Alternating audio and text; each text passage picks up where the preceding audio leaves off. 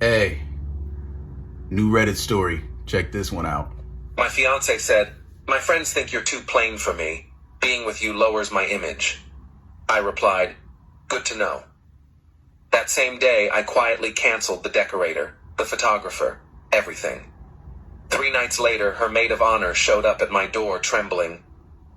"Please, don't hang up on her. You need to hear what she admitted tonight. I'm Martin, 34, and 4 days ago, my fiancé told me I was damaging her social status. By the time her maid of honor was standing on my doorstep begging me to listen, I'd already dismantled our entire wedding and made peace with the fact that the woman I'd planned to marry cared more about appearances than about me. I'd been with Natalie for 3 years, engaged for 7 months. We met at a mutual friend's party when I was 31 and she was 29. She worked in PR for a luxury fashion brand, always immaculately dressed, always networking, always aware of how things looked. I'm a civil engineer, stable job, good income, nothing flashy. I wear khakis and button-downs most days. I drive a reliable sedan. I'm not exciting or glamorous, but I thought what we had was real. The wedding was set for 2 months away. We'd been planning for months, venue booked, invitations sent, deposits paid on everything from the florist to the DJ.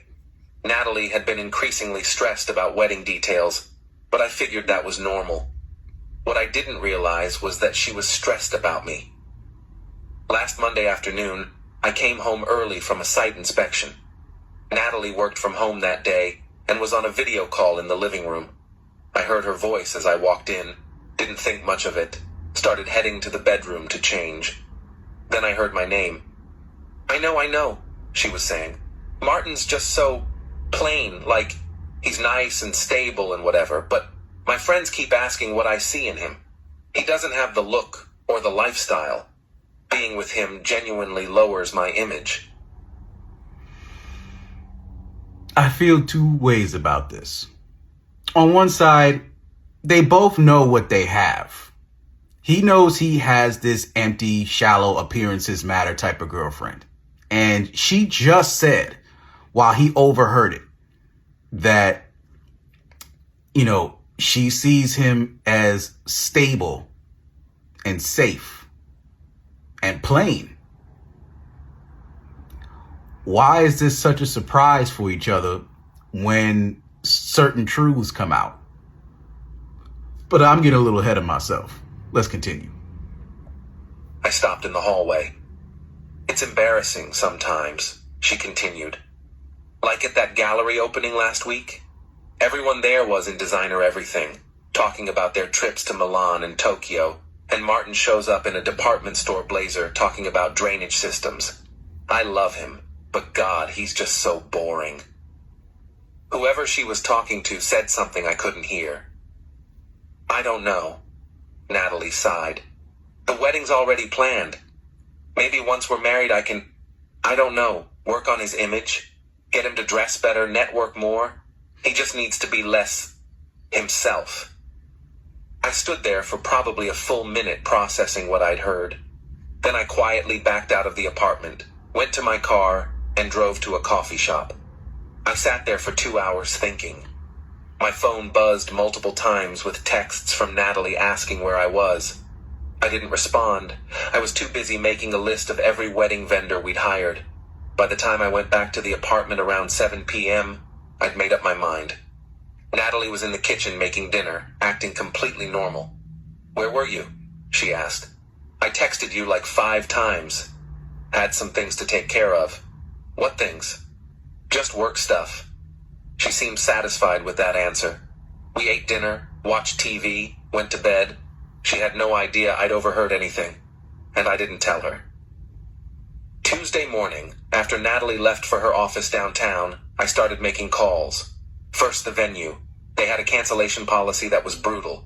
We'd lose about 60% of our deposit, but I didn't care. Canceled. Then the photographer, the florist, the caterer, the DJ, the decorator Natalie had hired to do the reception setup. One by one, I canceled everything. Some vendors were understanding, some were annoyed. All of them processed my cancellations. The wedding dress was already paid for, and in Natalie's possession. Nothing I could do about that. The thing about weddings. I mean, for me, it's just a party. No different than a prom. An outfit you're only going to wear once. You're going to be dancing up and down the place. And it seems like it stands on ceremony, but you see how empty these people are. What's so special about a wedding? Dress, suits, grooms, and bridesmaids and all that blah, blah, blah. For what? I've never seen the appeal. Not even when I was a kid. I still don't see it. This is a personal opinion. I just needed to voice it. Because now he's canceling everything. And for what I know, you mostly don't get a refund on your deposits for this stuff. So if you don't know the person you share a bed with, a home with, a life with, why make such a risky investment? I just want y'all to think about that. And please do put your thoughts about what I'm saying in the comments. Even if I'm wrong, even if you violently disagree, please say so. Carrying on.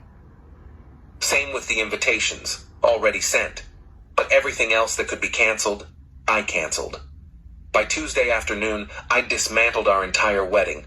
I'd lost thousands in deposits, but I didn't care.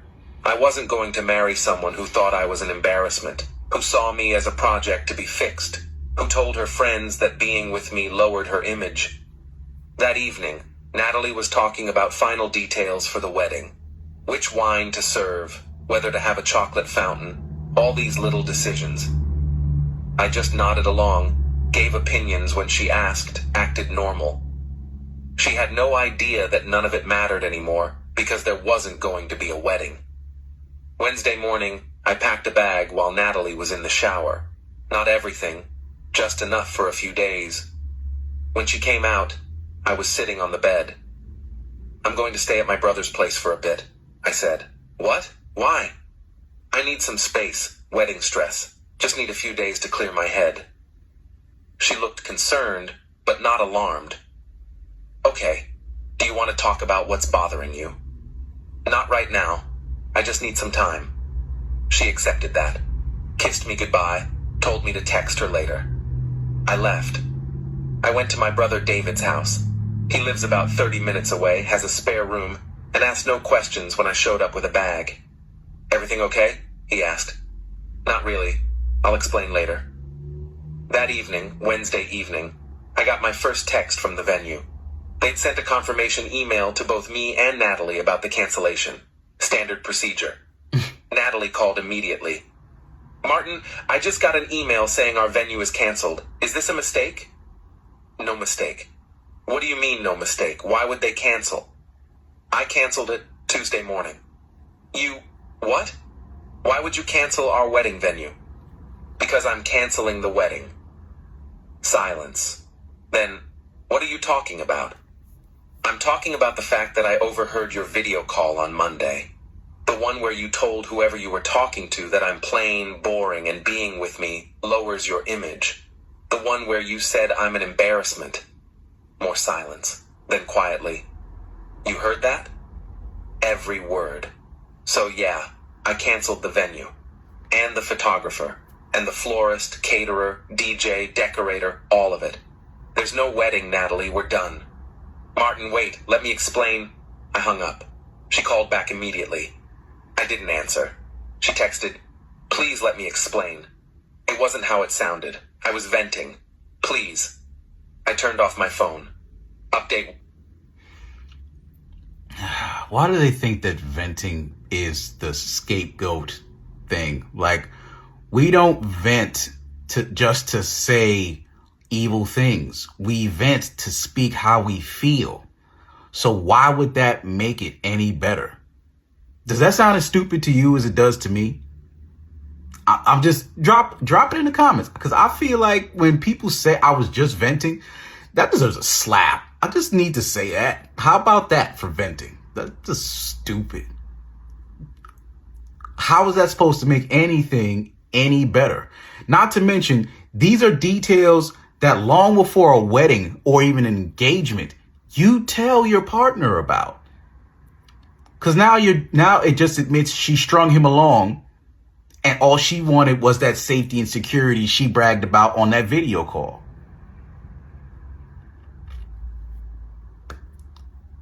And now, powerless. How's that for an image? Let's resume. Thursday. I took a personal day from work. Spent most of it at David's, watching TV, not really processing anything. My phone was still off. David finally asked what was going on around lunchtime. I told him everything. The overheard conversation, the canceled wedding, all of it. He just shook his head. Jesus, man. I'm sorry. That's brutal.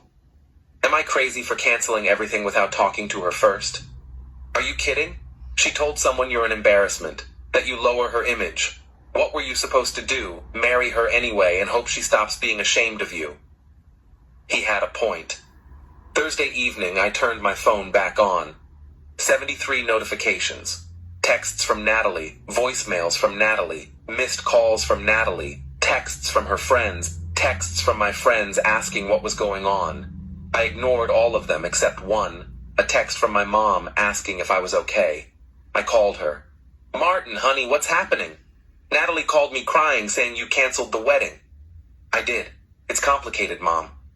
But yeah, there's no wedding. What happened? I told her. She was quiet for a long moment. Then, oh, sweetheart, I'm so sorry. You did the right thing. Did I? I lost thousands of dollars in deposits. I blew up a 3-year relationship without even having a conversation. You didn't blow anything up. She did when she decided you weren't good enough for her image. You just refused to accept that treatment. That's not the same thing. We talked for another hour. My mom has always been good at seeing through nonsense. By the end of the call, I felt more certain about my decision. Friday morning, I texted Natalie. I'm at David's. I'll come by the apartment Sunday to get more of my things. Please be out when I'm there. She responded immediately. Please, can we just talk in person? I made a terrible mistake. I didn't mean what I said. You absolutely meant it. Sunday, noon, don't be there. I spent Friday and Saturday in a weird limbo. Not really sad, not really angry, just numb. David kept checking on me, making sure I ate, not pushing me to talk when I didn't want to. Saturday night around 10 p.m., there was a knock at David's door. He answered it. I heard a woman's voice, then David came to the spare room. It's someone named Claire. Says she's Natalie's maid of honor. Says it's urgent. I went to the door. Claire was standing there looking genuinely upset, almost trembling. We'd met a few times. She and Natalie had been friends since college. She seemed nice enough, though I'd never gotten to know her well. Martin, please don't hang up on Natalie, she said immediately. I know you're angry, but you need to hear what she told me tonight. Please. What did she tell you? Can I come in? I don't want to have this conversation on the doorstep. I let her in. David made himself scarce. Claire sat on the couch. I sat across from her in a chair. What's going on, Claire? Natalie called me tonight completely hysterical. Kept saying she'd ruined everything, that she didn't know what to do. I went over to your apartment. She was drunk, crying, barely coherent. I asked her what happened and she told me about the video call you overheard. Okay, so? So I asked her why she'd said those things about you, and she broke down completely. Martin, she was on a video call with her ex-boyfriend. I just stared at her. What? Her ex, the guy she dated before you. Apparently they've been talking again for a few months. Nothing physical, or at least that's what she claims, but emotional cheating for sure. He reached out after he saw her engagement announcement on social media. They'd been having these long conversations about their past relationship, about regrets, about what could have been. And she told him I was an embarrassment. She told him what she thought he wanted to hear. She was trying to convince him and herself that marrying you was a mistake, that you weren't good enough, that she'd made the wrong choice. I felt like I'd been punched. Why are you telling me this? Because she asked me to. She said you deserve to know the whole truth. She said what she told him wasn't really how she feels about you. It was her trying to justify to herself why she was emotionally cheating. Like if she could make you sound bad enough, then what she was doing with her ex wasn't as wrong. That doesn't make it better, Claire. That makes it worse. I know. I told her the same thing. But she wanted you to know she wasn't just randomly bad-mouthing you to friends. She was trying to convince her ex and herself that leaving you for him would be the right move.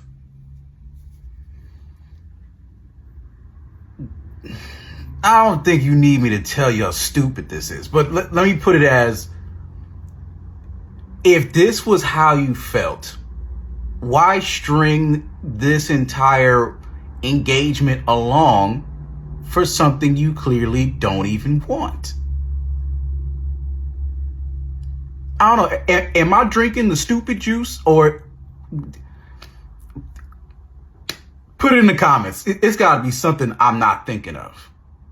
I feel like I'm somebody's drinking the stupid juice. The very selfish, stupid juice. Let's keep going. Was she planning to leave me? I don't know. She says no. She says she loves you and was just confused and made terrible choices. But honestly, I think she was testing the waters, seeing if her ex would take her back. When you overheard and canceled everything, it forced her hand before she was ready. Update 2. Claire left around 11 p.m. Said Natalie wanted to talk to me, wanted to explain everything herself, begged me to hear her out. I said I'd think about it. She gave me this sad look and said, "For what it's worth, I think you deserve better than this." But I promised her I'd try. Sunday morning, I went to the apartment as planned. Natalie wasn't there. She'd respected my request to leave. But she'd left a letter on the kitchen counter. 6 pages, handwritten, explaining everything. She confirmed what Claire told me. Her ex, Blake, had reached out 4 months ago. They'd been talking regularly. She'd developed feelings again. Or maybe they'd never gone away. She'd been confused about whether she was making the right choice marrying me. The video call where she'd trashed me was her trying to convince Blake that she wasn't happy, that I wasn't right for her, that they should try again. But Blake had told her no. He was seeing someone else seriously and wasn't interested in reviving their relationship. That was why Natalie had stayed with me, was going through with the wedding, because her backup plan hadn't worked out. The letter was full of apologies. She said she did love me, that she'd made terrible mistakes, that she wanted to fix things. She said she'd cut off contact with Blake completely. She said she was so sorry for hurting me. I read it twice. Then I tore it up and threw it away. I packed up my things, clothes, books, personal items. Took about 3 hours. Left my key on the counter, left a note of my own. "We're done. Don't contact me again. I've already started the process of getting my name off the lease." I just want to say, if I was leaving a note in reply to what she wrote, it'd be way more evil than what he wrote. I don't want to say what I would have said, but yes, I'd have something evil to say. If I'm even getting in contact with her ex, knowing I would not have wanted, a moment of his time, only to find out that practically she was doing all the, the pursuing, and, tried to keep me, in the trunk so she can put me back in the driver's seat when she felt comfortable. I'd have had some cruel words in my response letter. Fellas, if I know you don't disagree with me. I know you on my team. If there was anything I was gonna say, it's gonna be something she could not she could not unread to her grave. Let's get back to it. You have 60 days to refinance or find a new place. I went back to David's. That afternoon, I called my lawyer